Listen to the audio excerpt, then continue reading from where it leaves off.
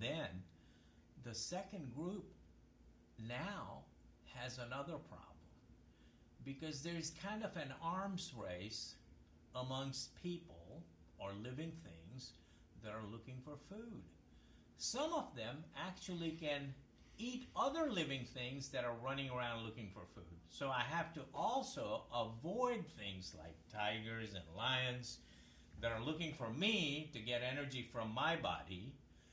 And so I have to be cautious about that. So now I have to move. I have to become more efficient in the way I move. I move towards grass-eating animals because I can eat them, but I stay away from tigers and big cats. How do you address the need for brains in a species such as a mayfly that doesn't eat?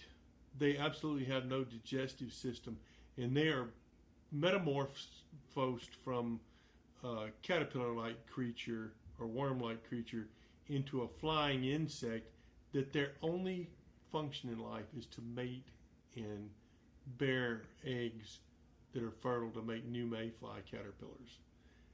So they're not eating, it's not energy, it's just reproduction, and they still have to have a brain to navigate. So somewhere along in this cascade, there was no free energy available to them.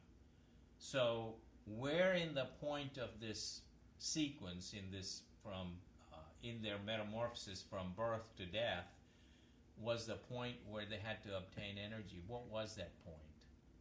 Where in that sequence was and it? then actually, this is an active free-roaming animal that's seeking the energy with the brain.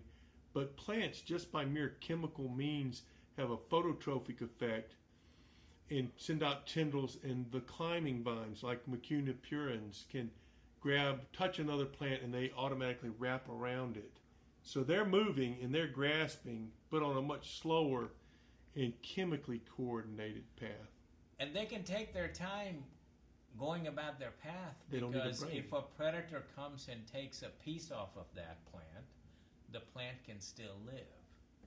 Whereas in many animals, if you damage it in vital spots, you can actually destroy it and it will no longer be functional. So that's another interesting thing that you can differentiate. Now, give a quick summary for the two different forms, the brainless and the brained, and maybe mention the sea squirt starts out with a brain and loses it, and then we'll wrap this up so I can see if I can upload it.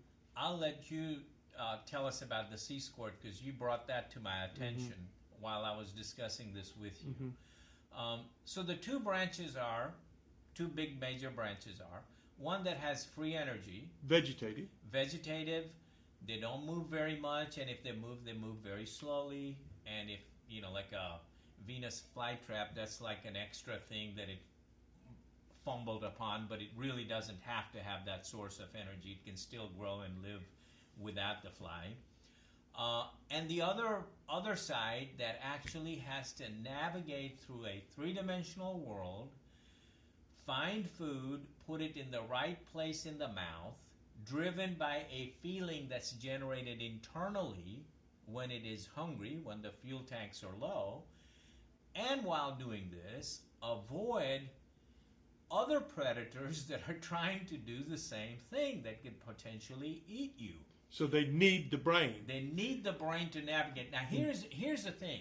This theory actually predicts this very important thing.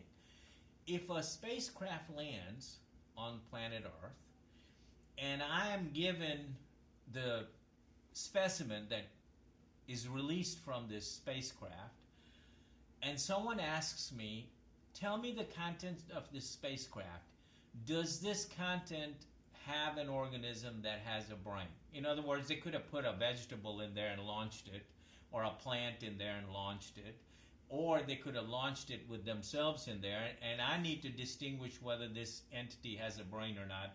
What is the one question you would want to know? And that one question would be, what is the energy source and how is it available to this organism?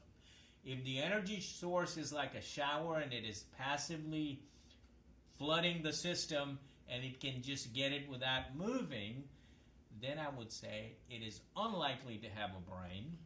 On the other hand, if it has an energy system that it has to put in a particular orifice to feed itself, then it has a brain. Great. Thank you.